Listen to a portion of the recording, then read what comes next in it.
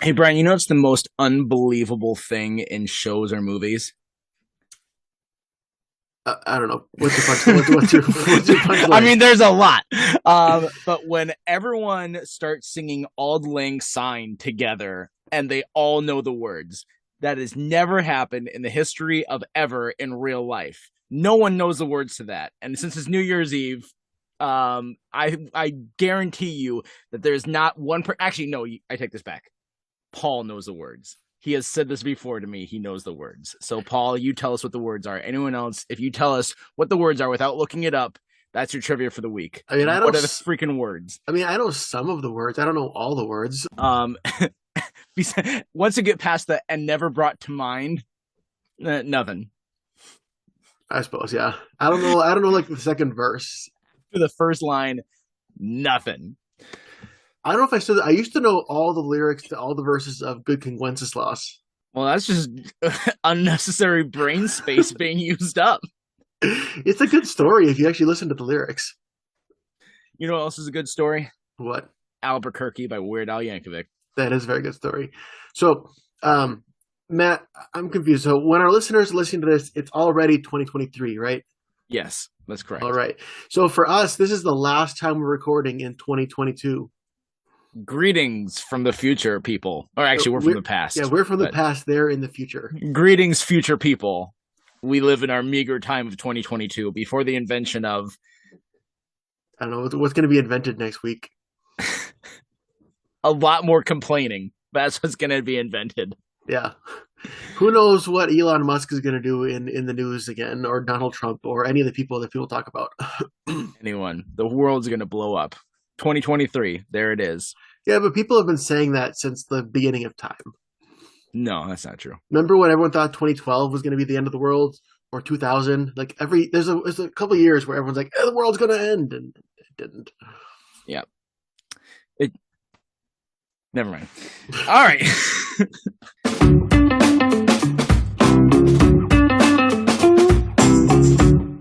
Hey everyone, welcome back to TV Guys, the show that hopefully was the best part of your 2022. I'm Matt, I'm Brian.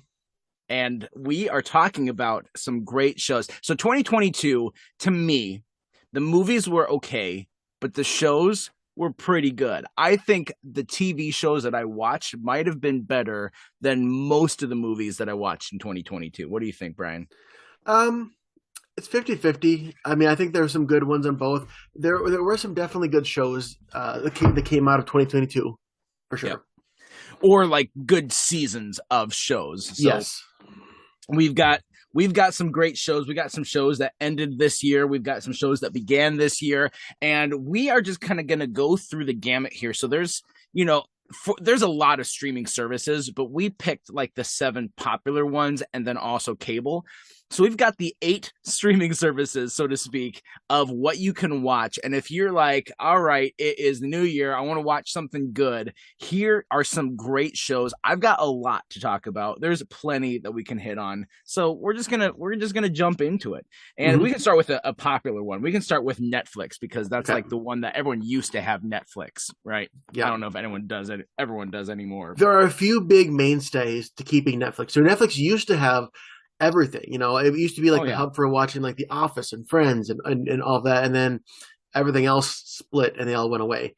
But there's still some of the shows we're going to talk about. I'm sure are the reasons why Netflix is still around. yep. And we've had a couple episodes on some Netflix shows, like the new ones that this year. So let's hit on one that we talked about this year. To me, the big draw of Netflix for this year was the season of Stranger Things. Yep, that's We on had my an list. episode about that. Yeah, great season. I'm like I don't know. Like I keep saying that Stranger Things gets just a little worse every single season. I know some people are like, no, it gets better. Or I'm like, it's just a little bit not as strong. But that's just because they're adding so many characters, and then each season, like, what do we do with all these characters that we have? We can't Yeah, kill them all. We're not that kind of show. We get like one or two major deaths a year, and that's it. I mean this season. I mean obviously there was the California boys who didn't have hardly anything to do this season. But what I like about it is the way it ended. Is it kind of like brought everything back. It Yeah, it gave a villain to not just this season but to the whole series, and how I feel like next season They're going to be bringing it all back to the beginning. They even have little hints of it with bringing Will back as an important character from the very beginning. Even though like Will is one of the ones who hasn't had anything really to do since season 2. Yeah, they stuck the landing on this season for sure. The beginning parts of it wasn't bad, but it definitely there was a little bit of that slow build, which is fine. And this season of Stranger Things also did something unique in their run times. It was like, let's just have an hour and a half episode. Like that's you don't see that with TV shows too much. They'll like cap out in an hour, and that's it. I know. I wonder what the draw was to not just make it like more episodes. Like, why was there a limit? Like, you can only make this many episodes. Like, I don't know. It's either that or like they got to a point in an episode where like there's no spot for us to stop and it would feel good. We need to like encapsulate all of this action in one episode. I feel like they could, especially with the last episode. It was like over 2 hours long. They could have found at least one breaking point if they wanted to. I mean, I'm not mad. I mean, I would have watched it all in one chunk anyways. Yeah. But you know.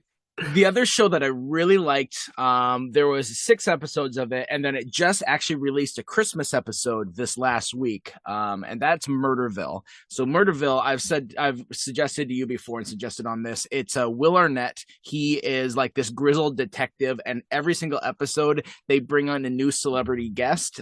Celebrities like Conan O'Brien or Marshawn Lynch, the football player, Sharon Stone. And then Ken Jeong was another one. And the guest that they bring in has no script for the episode. So everyone else has scripts, but that guest is just kind of responding to everything that's happening through improvisation. And so it's definitely a comedy series as they're trying to figure this out. And then at the end of the episode, that guest has to guess who they think did it and committed the murder. And it's a really fun format. It's a lot of fun. Like Will Arnett just is amazing in how he just bounces these ideas, and like his improv is really good. And then of course you bring on someone who also has really good improv, like for instance Conan O'Brien. Just fantastic. I haven't seen that, but I've heard good things about it. And I like that cast a lot. There are some episodes that are like, okay, this isn't quite as fun, and like that's just how improv is like sometimes it just doesn't grip you, or you're not in that right mode for improv. And even if they're good actors or actresses, they're like, oh, you missed a ball, dropped the ball on some of these things. So but at least half of it is really good. And I think if we're thinking on Netflix, we obviously have to hit on the next season of Cobra Kai. Yeah, we also did an episode on. You are right. I didn't include that on here because I'm like, we're talking about the best, and I got a lot of things, and like that one was fine. That was another one that's like it's getting just a little worse each season. The show as a whole is still great, though. Yeah, I'll still put it up there, but it's a soap opera for guys. That's what it is. Let's just call a spade a spade. More punching. A lot more punching. It's super cheesy, but I mean that's that 80s feel. Like they capture what the original movies had because there was cheesiness in there. Yeah. And Yeah. Do you have anything else for Netflix? Because I have one more. Go for it. The last one on Netflix for me, again, it's not really Netflix, but it's how I watch it, which is Better Call Saul. So I still have not seen the latest season yet. We have an episode coming up about that, so I'll watch it by then. But I've been watching it on Netflix. And so this past year, I caught up on season 5, the second to last season. And that is another show that's getting tremendous. And they're really getting to the point where it'll be interesting to see how they bridge. I mean, Matt's already seen it. How they bridge this leading into the beginning of Breaking Bad. And as you notice, we're leaving out spoilers. So I should have said that at the beginning. But, you know, with all these shows of us suggesting them to watch, we're not going to spoil things. So Better Call Saul is on my list. So let's transition into cable because that's where I put it. Because that's how I watch it this year. And the new season was on cable. And so the final season was really good. It stuck the landing. It didn't end exactly as I thought it might. Again, without us giving things away, like Breaking Bad had just such a perfect and beautiful wrap up that I don't think anyone can argue was really well done. And this one, I'm like, I could see some people not liking how it ended and some arguments about that, but I thought it was good. And I think that the final season was just as strong as we wanted it to be. So, yeah. So we actually, like I said, we're going to be doing a recording of that later this year. So I think maybe even later this month. I forget where we slotted it in. So I got to get my hands on a copy of that season 6 DVD soon so I can catch up and watch that. Also on Oh, get Netflix, we're on going it. to be talking about Wednesday, which I've watched the first episode of so far, and so I've only seen. I don't have much to talk about it, but we will talk about that as Yep. well. So that didn't make my list either because I haven't yet watched it. But Okay. I've got some other episodes of like shows that like I'll bring up that are getting acclaim, but I just haven't seen when we get to those different ones. Yeah.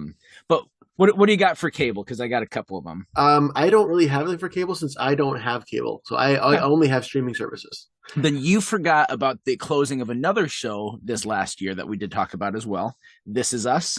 Oh yeah, I did watch that. I watched that on Hulu. It's just funny how it goes. That's not wrong category, Matt. No, it's in cable because it's an NBC show. Actually, I think I have an FX show under my Hulu banner, so I might be cheating too. Also, if we're talking about soap operas, This Is Us is a soap opera. That's a prime time soap opera, 100%.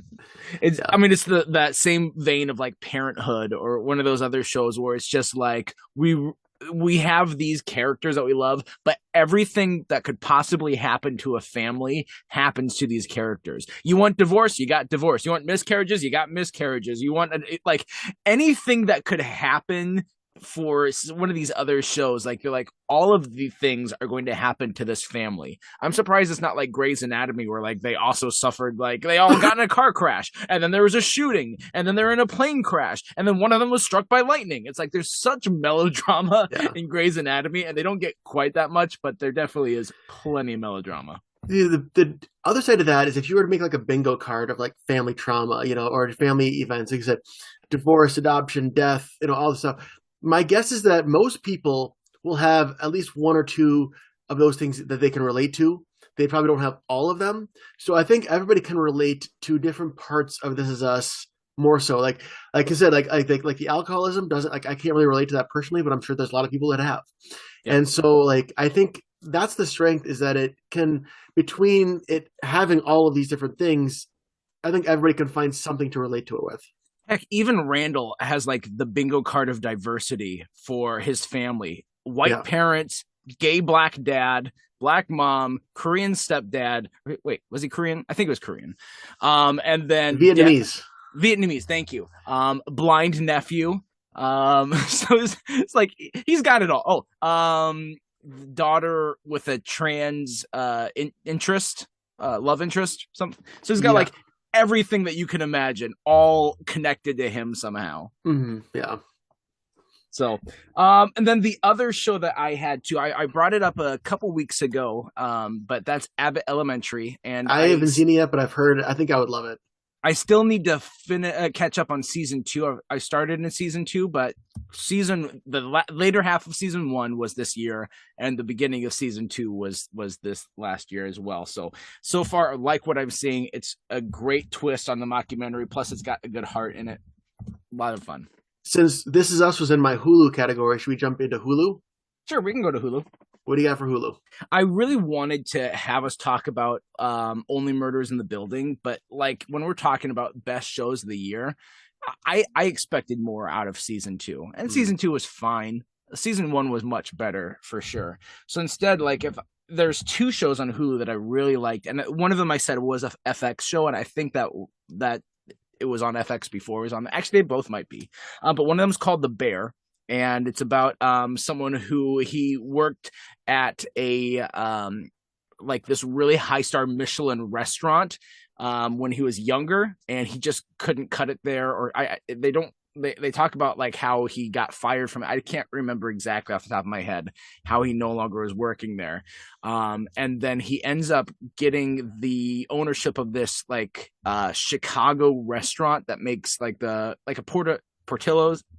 I think that's what it is. Like that style, like a sub shop there, and like he wants it to be like this Michelin style restaurant, like for everyone to call each other chef, but like this other guy who works there, who I think is his brother, but is like a family member, someone he's known forever, like doesn't see him as like that hot shot guy. He just sees him as like this hoity-toity, like you're coming in and telling me how to run my restaurant, and you're changing everything that we've been doing forever.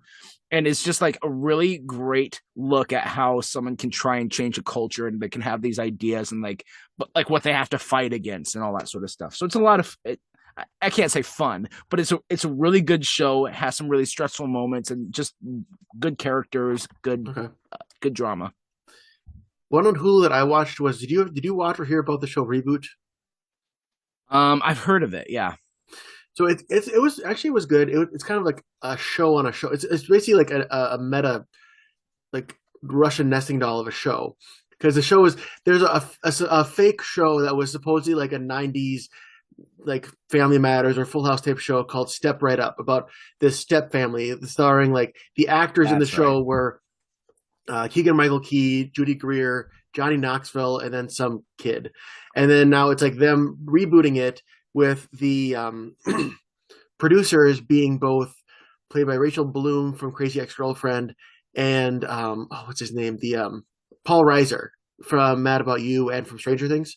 Mhm. And the whole thing is like Paul Reiser was the original showrunner from like back in the '90s, and he like abandoned his family, and now his daughter, who he abandoned, is like working with him as his co-executive producer. So they're working through their family drama, and of course the cast has their own drama, and it was well done, and I think I would like to see another season of it. I think they're going to do another season, but it's just weird because it's like it's a reboot about a reboot of a show that didn't exist, so we have to like show cheesy clips of them pretending they're 30 years younger from the '90s. Like Lots of CGI to make them look nice and young. yeah. I mean, they don't really do a whole lot with like the old show. It's more show like talking about, oh, remember when we did this episode back in the day and all that. Speaking of old, the other show I have for Hulu is a show with Jeff Bridges called Old Man. Jeff Bridges and John Lithgow are in it, and Jeff Bridges is like a Liam Neeson Taken type of character that like he used to be special ops and now he's retired and off the grid, and somehow his name gets put back on the grid, and he has to go on the run now, pretty much. And so it's like this espionage thriller action type show that both Jeff Bridges and John Lithgow give amazing performances because they're both really good actors. Yeah. And there's other characters in it too.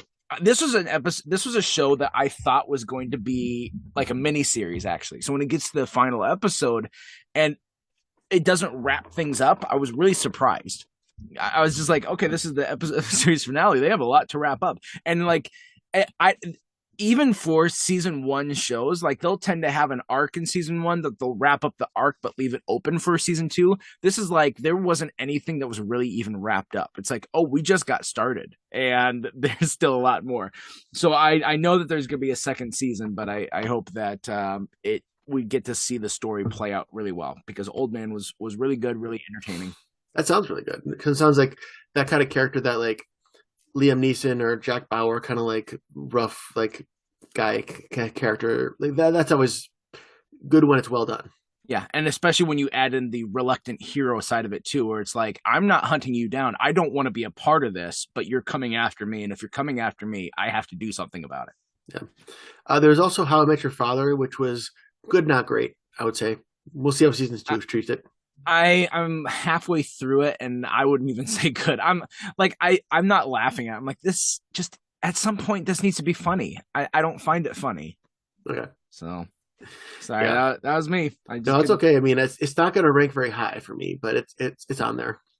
I'll finish it out, but I'm gonna go to a streaming service that I don't think you're gonna have anything for, because it's just gonna be very brief. But Apple Plus, you probably haven't watched too many shows from this last year. I have 2 on Apple Plus. Oh, you do? Wow, look at you! Mm-hmm. All right, hit me with them then, or hit me with one. The first is Ted Lasso, because I just got this last year that it had. I'm not sure if it came out. I mean, I just watched it this past year because I got into it late, and we did our podcast on it. I think maybe season 2 could have been this last year. Okay. I'll look it up while you're talking about. Yeah, I mean, I've always heard really good things about it.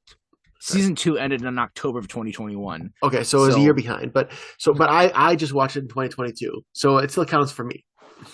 And I mean, that's great. I've heard great things about the show, and it's coming back eventually.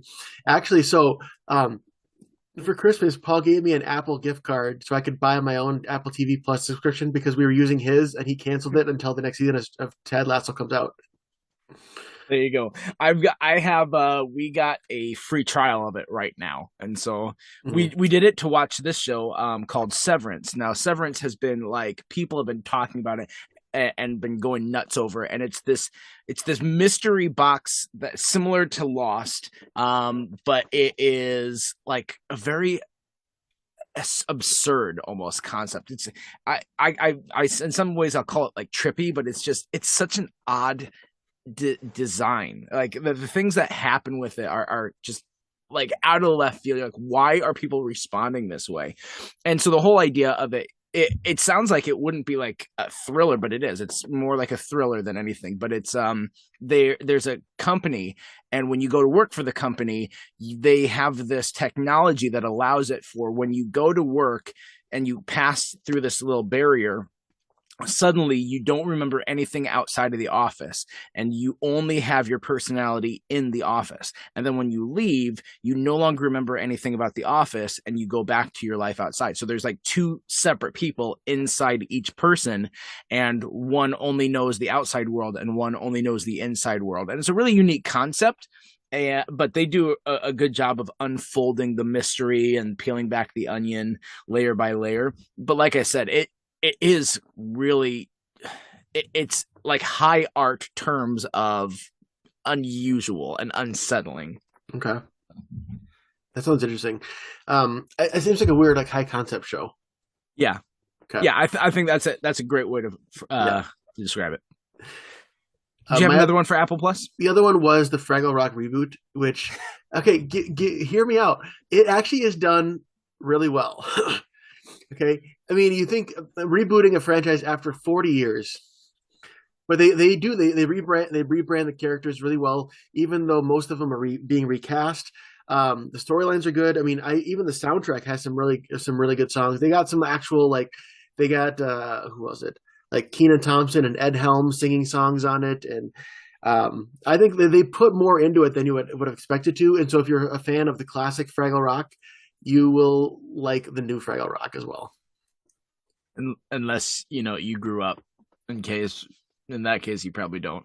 But I just love that, like right out the gate, as soon as you say it, like Fraggle Rock. Wait, hear me out.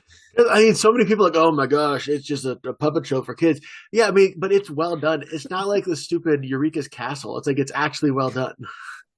Yeah, that's fair. I loved Eureka's Castle when I was 4, but See, that's the difference. If a kids show or a family show is done well, you can appreciate it when you're an adult.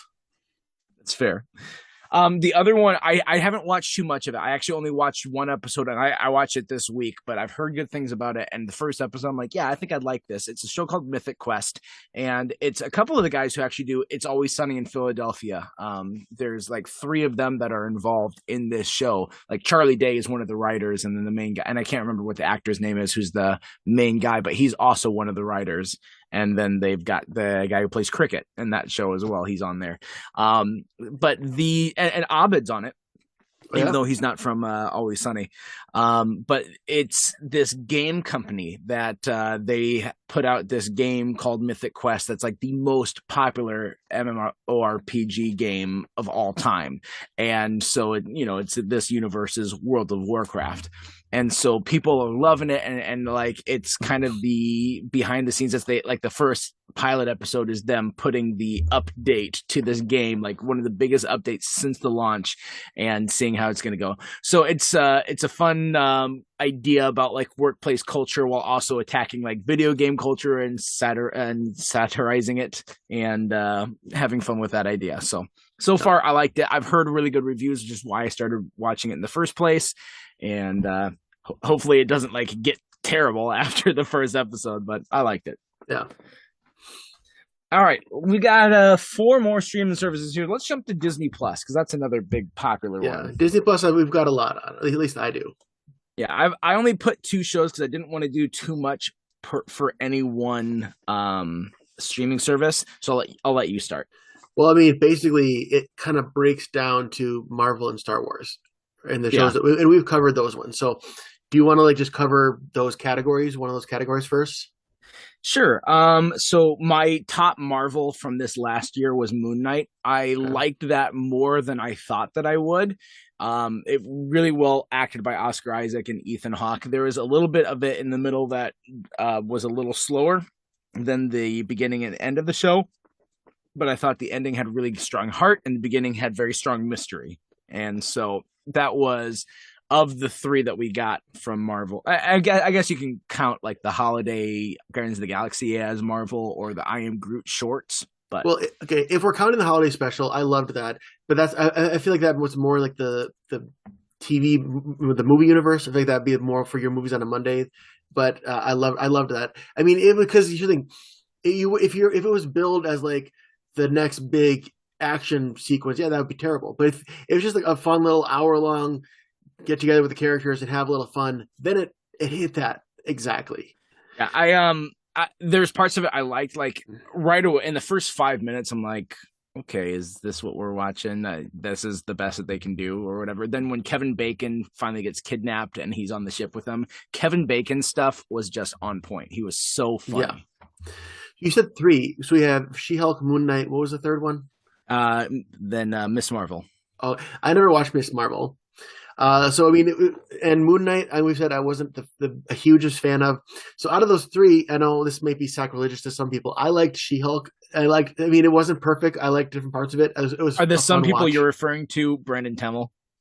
Um, I don't think he yeah, likes She-Hulk at all. no, I don't know if he's listening to this. I don't know how much of our podcast he listened to. So sorry, Brandon, because when we had Brandon on for the what was it? Oh, the Office season 6 and 7, and we told him we were gearing up to do the villains bracket podcast. He's like, "Oh, the villain has got to be She-Hulk." I think he said that off camera. I don't think that was on the recording. I'm like, I don't get it. I haven't watched it yet. And I mean, it was fine. I mean, I didn't hate it, you know. Yeah. So Yeah, that was another one that was better than I thought it would be. I was really disappointed by Miss Marvel because I was just bored during Miss Marvel. She-Hulk was unique. It was definitely very yeah, comic booky, hmm and instead of having like this overarching story, it was kind of these just like comic issues. Each episode had almost a different issue, and yeah, they tied together, but it wasn't as like heavy as the other two. yeah. I agree. And then going You into know what Star, my sorry, pick? You know what my pick is on Star Wars, dude. I loved Andor. That was like, if we're doing like a top three list of shows for last year, Andor is probably number one. I really loved it. yeah. Yeah, so we had Andor, Boba Fett, and Obi-Wan with the three. Were those the three that we had Yep, this year? yep. Okay. Oh, I mean, okay, we've already talked about the reasons. I think I need to give Andor and Rogue One both another shot, actually paying more attention to it before I can say it. Obi-Wan was in the middle. I mean, anytime, I mean, I'm a sucker. Anytime you're gonna give us classic characters and relate more to like the core movies of Star Wars, and that's gonna have some appeal. But even then, I'll agree. Obi-Wan dragged. Yeah. I think there were moments that were really great, and those moments were surrounded by meh. And that's what I had felt like Disney has been doing for like the last couple of years is like, Mm. okay, each movie can have like really good spots, but then overall it just sucks. But I did really like Boba Fett. Boba Fett was a good show. Yeah. That was a fun. And again, like I know it's fan service to have him riding a Rancor, but I want to see it still. I mean, it was not going to get old. That's a scene that you're like, I can go for Boba Fett riding a Rancor right now. I'll watch Still, it's that. like okay, we have. I get that it's in the same universe as the Mandalorian, but we just stopped and we were like, okay, we're gonna do the Mandalorian for 2 episodes, and we're just gonna then we're gonna go back to being a Boba Fett. Yeah. There are, you said that there's the two big categories for this. There's a lot of other shows that come out because, like, I watched parts of the Cars show that they had, or the Monsters at Work, but those are definitely a lot more kiddie. I've started watching the National Treasure, and I'm like, oh, this just exists. This isn't something I like. I haven't seen it, but I mean, just anytime you bring back a franchise from like what 20 years ago, 15, 20 years ago, without the main character, it's like okay, you're just trying to cash in on the name recognition. Yeah. I mean, I think if a show comes out like right after the franchise and you get a decent amount of the cast, then I might be more on board with it. Like if it was National Treasure, the TV show coming out in like 2007 with Nicolas Cage, I'd probably be more psyched about it. Even the Mighty Ducks show, the second Oh yeah, season was like, I've eh. been watching that. I didn't finish it. That is so it's just so dull. I mean, why? I don't think they should have come back without Emilio Estevez. Yeah, same here. Like even so, we talked about. Did we do an episode on the first season? I think we talked about it when we talked about reboots. We never it didn't have its own episode, nor did it deserve it.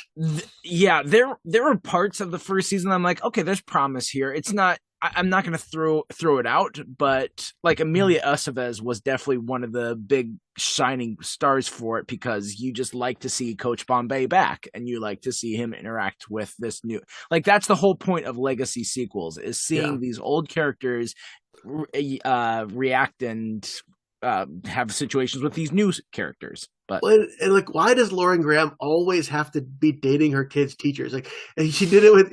I mean, the fact that she had a whole thing with Emilio Estevez, and like the fact that he's gone, can she just not have a love interest? Like, it's not even. It's about the kids. Why does she have to have her own love story? That was just seems super forced. I mean, that's the story of her life: Lauren Graham and super forced love interests. I mean, I think That's the best part of season two is definitely Stephanie Weir. Is that her name?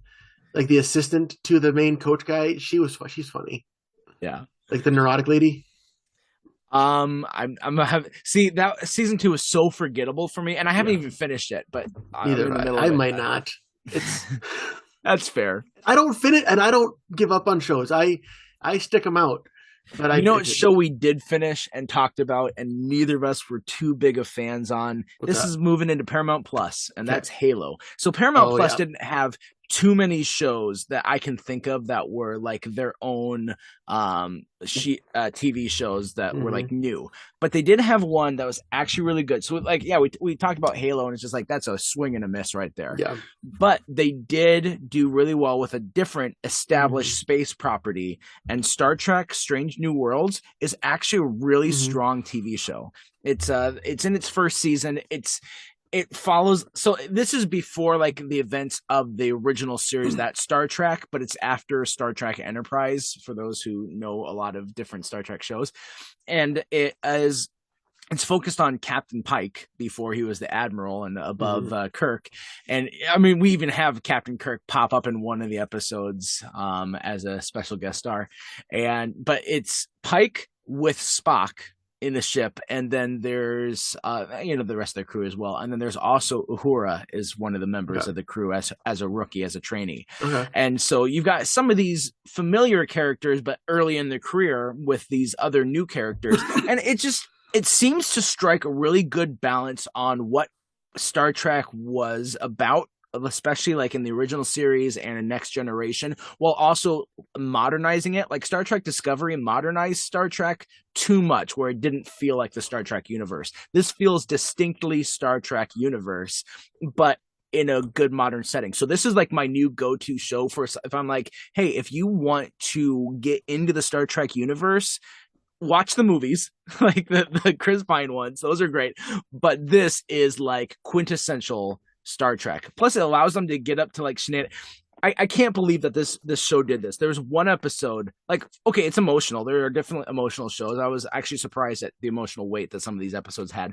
But there was one episode that is, this is classic Star Trek. It was like they had Spock as a Vulcan do this mind meld, like an emotion meld with his fiance, and somehow they do it wrong and they end up swapping bodies. Like, that is an absurd concept, but you saw that in like old Star Trek episodes. Like, this is a weird concept that you're picking for this episode, but we're gonna go with it because it's space and we can do whatever the heck we want.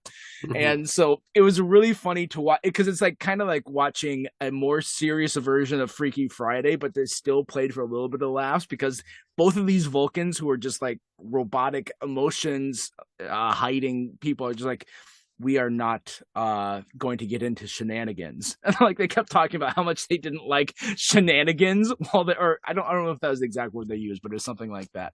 And so like the whole episode was kind of funny, but it was not like goofy, silly funny. It was very Star Trek. That's just my best way to say it. For Paramount Plus, I also have the newest seasons of Survivor, which I honestly haven't even finished the newest season. and I'm a Survivor fan. I said, going back, I can name all the winners in its seasons.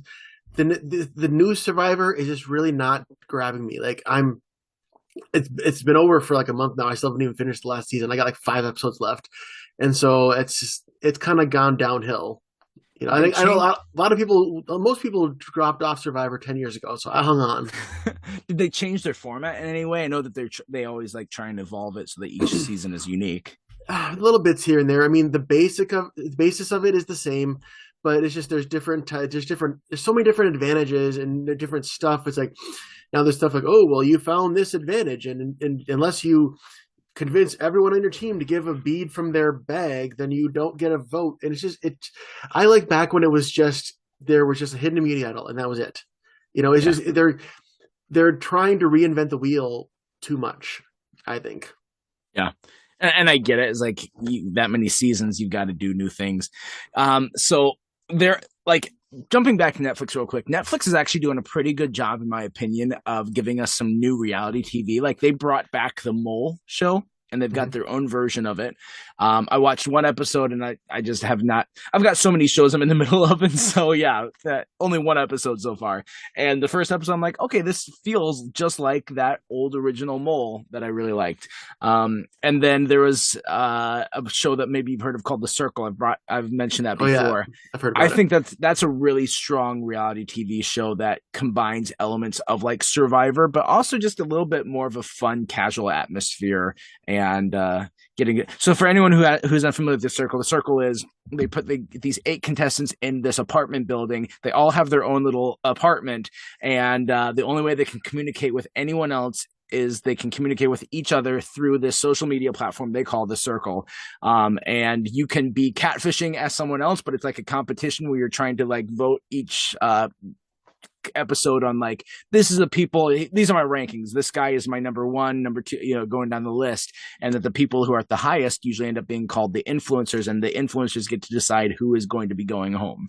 And so it's that sort of show. And there's a little bit of mind games, a little bit of that alliance, but it's also like a fun little look on how we interact with each other through social media. So it is able to do 2 different things at once that I think is a really good combination. And this year it had some new episodes, and it's currently actually having new episodes as I think it's adopted the whole weekly schedule where it's doing that. So you jumped us back to Netflix. So back to Paramount Plus. I only have a really quick to talk about real quick is the second season of the iCarly reboot, which is not great. Again, because here's the thing, it's not matching the tone.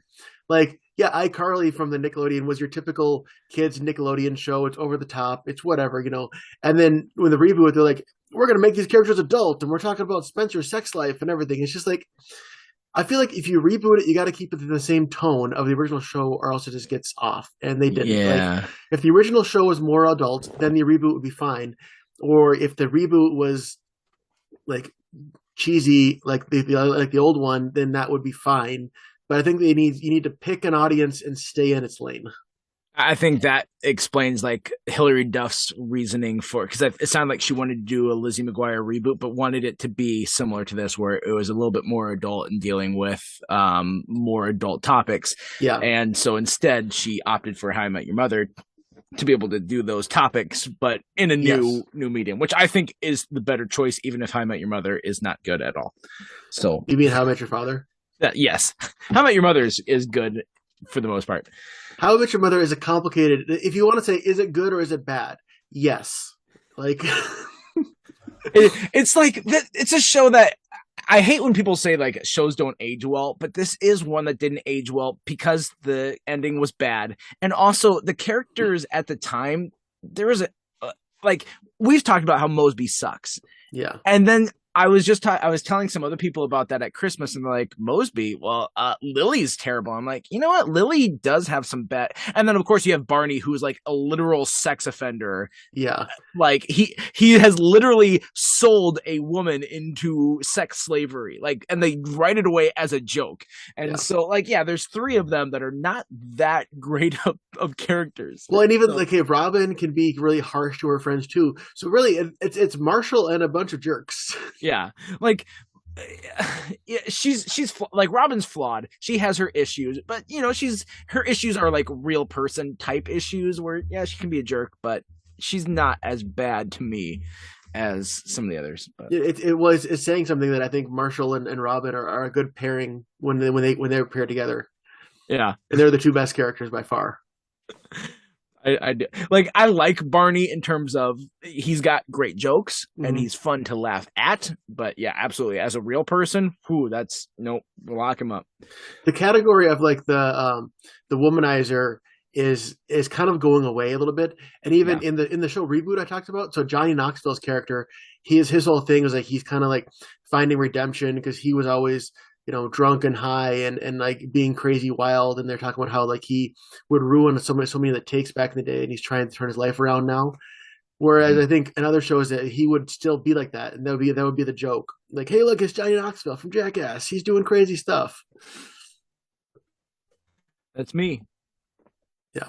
I don't know. Like, okay, I would say one of the best line readings. So, they turn on its head where he was the one that was always wild, and he's having to track down and try to find Judy Greer's character who is like high on mushrooms, and he's like trying to find out where she is, and he's like, okay, what do you see? And she's like, when I open my eyes, a fence. When I close my eyes, dragons.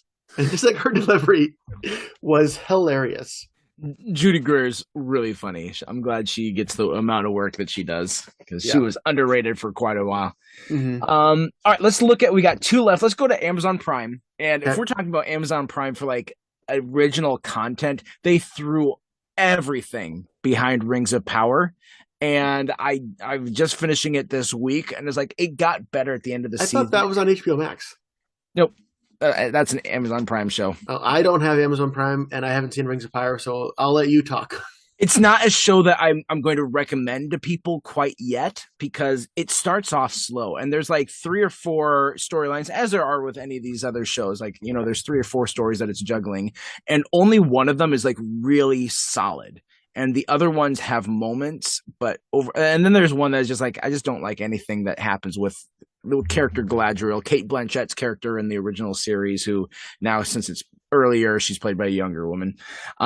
Anything that had to do with her is like this is boring. But all the stuff with Elrond was great, and his dwarf friend Durin, like that whole arc was fantastic. But at the end of the season, like in the last couple of shows, it starts to show some reveals of like, oh, by the way, this is what we were hinting at the entire time, and this actually turns into this character or this moment or leading to this for that in the sequels or in the trilogy. And so it's like, well, that's interesting to see how that ties together, but it's such a slow burn to get to that. I can't specifically say, yeah, go watch this. Did they get Hugo Weaving back? No, they have a younger person who does, again, he plays a really good Elrond. Once you get, like, Hugo Weaving has a very definite way of talking, Yeah. and this young Elrond doesn't, but he still is a very good character and very well acted. Mm-hmm. But what was better than this, the show from Amazon Prime, this is in my top 3 if we're talking about shows for the year, Okay. would be Reacher. So if you saw like the Jack Reacher movies with Tom Cruise, or if you've read the books, you're familiar with this character. But Jack Reacher is Tom Cruise. It should have been like a Vin Diesel type, like, but for the books. But Jack Reacher is like this giant, built like a truck guy who is also a really smart, almost detective sort, but like he served in the military, and he was discharged. I think he might have been dishonorably discharged, but any of his stories kind of play out like mysteries. So it's kind of like the Jack Reacher books. People like to joke are like books your dad would read on an airplane, like that. That's the sort of style. It's like that Tom Clancy type, but this series was done really, really well, and the mysteries of Reacher, like the original Jack Reacher movie with Tom Cruise and this season, are both like really good examples of how to do a slow burn mystery while combining it with kind of an action element. I thought Reacher was just fantastic, and I really recommend it. Cool. Yeah, I said I don't have anything for Amazon Prime. What other streaming services do we have left? HBO Max is the only one we got. All right, what do you got for that? There wasn't anything that was like super great, but if we're talking about HBO Max, there's two shows that I did watch that were like better than nothing. Like Our Flag Means Death is a show, one of Taika Waititi's shows, and he plays Blackbeard in it, but it's not his focus. It's focused on this other like this stoutly English proper gentleman who wants to be a pirate captain, but really is getting into things way over his head. So he's used to this high culture falutin type, and he's like this theatrical gay man, pretty much, on the seas, or surrounding himself with all these pirates who are like, this guy is going to get us all killed. So it's a comedy that plays out that way, and it has some really good moments in it. There are also some not great moments in it too. So this was probably the best show that it had, because I also watched the HBO Max Peacemaker show, which was followed off of John Cena's character from the Suicide Squad, and that it was a bit much for me because it definitely leaned into its hard R status, and it leaned into, if you saw the Suicide Squad with John Cena, it was more of that type of comedy, which there is good comedy in it, but it definitely is like a hard R, and it was a little much for me in parts. So Yeah. I don't. The only thing I do, so for HBO Max for me, I basically use it to rewatch shows. So last year I rewatched all of Step by Step from the '90s, and so this time I'm going to rewatch Family Matters. Matt, I know you've seen very little Family Matters. Yeah. It's not good. Because okay, here's the thing. Those of us who remember, if you're listening, you're like, oh, I remember Urkel from when I was a kid.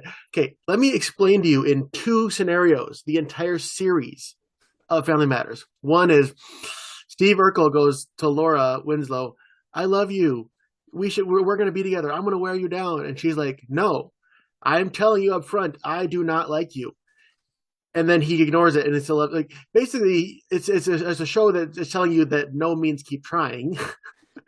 Just not great. I mean, that's a great lesson for everyone to learn. I mean, it's a watered down ABC show, so he's not trying to get with her sexually, but still not a great message.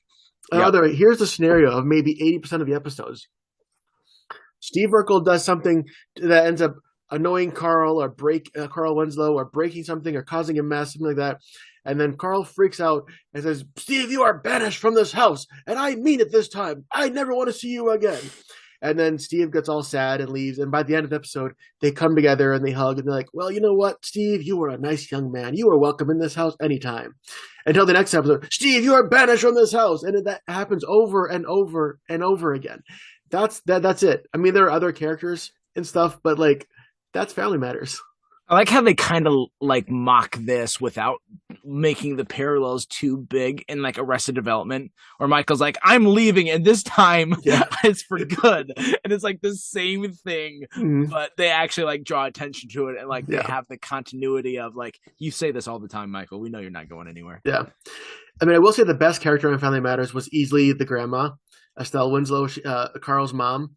Was easily the best character. She's like the most likable. She always had like the funny quips, and she was always like pulling one over on everybody. Like, so I mean, it's okay for her, but as the show as a general, like, I definitely remembered this as being better than it was. And the worst part, spoiler alert, in the end, Laura does in fact fall in love and marry Steve Urkel. You see, no doesn't always mean no. So that's a great lesson for kids to walk away with. Yep. Sarcasm. There's sarcasm before you guys cancel me for that. Gosh. So, all right. So Matt, I'm using I may or may not be using your HBO Max to watch Urkel. How dare you? You know what I use my HBO Max to watch? And what, better shows? Yeah, like shows that hold up still, like Whose Line Is It Anyway? That's good. Yeah. Aqua Teen Hunger Force, or Space Coast to Coast. Like, these are really stupid humor. Even Whose Line Is It Anyway can be pretty stupid humor. Like, it's smart to have to come up with stuff, the things that they come up with, and it takes really good wit. But some of these jokes are really absurd. Some of them are just these physical comedy jokes. I mean, but like, it is my type of humor, and I love all of those shows, and they're always good for a laugh for me. Yeah. Well, that's it. Any shows that we didn't get to? Um, I, you know what? No, you know what? This wasn't this past year. I was going to say The Chosen, but I watched that in 2021 at the very end of 2021. Yep. And now there is a new episode that just came out. So I guess technically season 3 came out on Christmas. So there's a new episode of Chosen out. So Okay. and it also came out to theaters too. They debuted it in theaters like the first episode back in November before they put it out. So Mm. Okay, there you go. one more thing. So Yep. this will the only reason I bring this up is just to show how crazy it is that a network can be like, okay, fine, and then keep the franchise going. Okay, I'm rewatching through along with the different podcast that rewatches Power Rangers. I'm watching through the series of Power Rangers, and I've gotten up to this year. I was watching Power Rangers Wild Force, which is whatever, but it had a it had the good Forever Red reunion special, but that's for another topic. But so this was like 2002, 2003, something like that, and it was during this season that Disney bought a block of programming and then included Power Rangers in that deal. They don't own it anymore, but for like a lot of the 2000s, Disney owned Power Rangers. And Disney, when they bought it, had no interest of putting any money into Power Rangers. They're like, you know what, we're just going to cancel this show. And so they're like, you know what, you can finish the season you're on, and then Power Rangers is done. But there were some executives on board who were Power Ranger fans. I think they had worked on the show before, who did the math, and they came to Disney and was like, you know, if we move production to New Zealand, we'll cut costs so much that we'll still make a profit with toy sales. And Disney's like, okay, fine. And then Power Rangers kept going, and it's still on today because Disney was just like, all right, well, if we're making a profit, okay, go ahead. Whatever. Be that way. Yeah. Love it. That's awesome. Yeah. All right. Well, we can jump into trivia then. So like those are our shows. If you have other shows like, guys, 2022, you missed this one. This was the best one. I want to talk about this. Then there's some other great ones. This was the year of ambitious millennials misleading people and things like The Dropout or WeWork. That show with Jared Leto. There's a number of those shows where it's like, I have this ambition and I'm gonna just get in way over my head and lie to people and then have a prison sentence for it. There's a lot of those shows that are out. Dropout was pretty good. That was a Hulu show, and I didn't mention it, but yeah.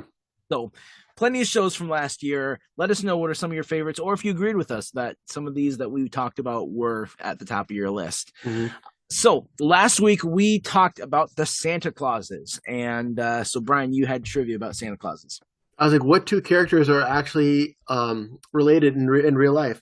And it was actually Tim Allen and his daughter, who played his daughter in the show. I'm pulling up so I can get her name. So Tim Allen played Scott Calvin / Santa Claus, and his daughter Sandra was played by Elizabeth Allen Dick. So is his daughter in real life, and is his daughter in the show. Yeah, I had heard that story before. You had told me that because I knew that she was playing that, and that she like came to audition for some other bit part or just wanted to be involved in the back, in the background, or like some elf with a walk-on part sort of thing. And then she just read for that character, and then they're like, "Actually, you have exactly what we're looking for this character. Plus, you have good chemistry with your father, so let's do that." Some of you may know the name Josh Peck, who's most notably known for being Josh from Drake and Josh in the early 2000s Nickelodeon show. Josh Peck was a recurring character in 2 of the shows that we talked about today. So what 2 shows from 2022 had Josh Peck as a recurring character? Josh Peck. There you go. Let us know. Tell us what you think. Also, tell us if you know the lyrics to Auld Lang Syne. I don't even know if I'm pronouncing it right, because like I only ever see it in writing, and then when people are pronouncing it, they're singing Auld Lang Syne. I'm like, you're. How about this? If anyone records themselves singing Auld Lang Syne, we will put that in the podcast. That's a deterrent, actually, for most people. Like, we'll put it at the end, so if you want to stop listening, you can. No, I would listen just to hear that. So. No matter what the topic is, we could be talking about Wednesday, and then all of a sudden, Auld Lang Syne. And then we'll give it no context. Like, no one will remember this episode. It'll be like 6 months from now, and all of a sudden there's that at the end, and people are like, what is going on? I don't get this. It's like they're talking about stand-up comedians. Well, we are entering now our third year as this podcast. Yep. 2023 is going to be great. We got a lot of amazing shows that are coming out, a lot of good stuff, good episodes coming up in January. So make sure you are watching out for those. We'll have more guests back as well. Some of your favorites, they're coming back. But until next time, I'm Matt, I'm Brian. and we're reminding you to stay tuned and keep watching.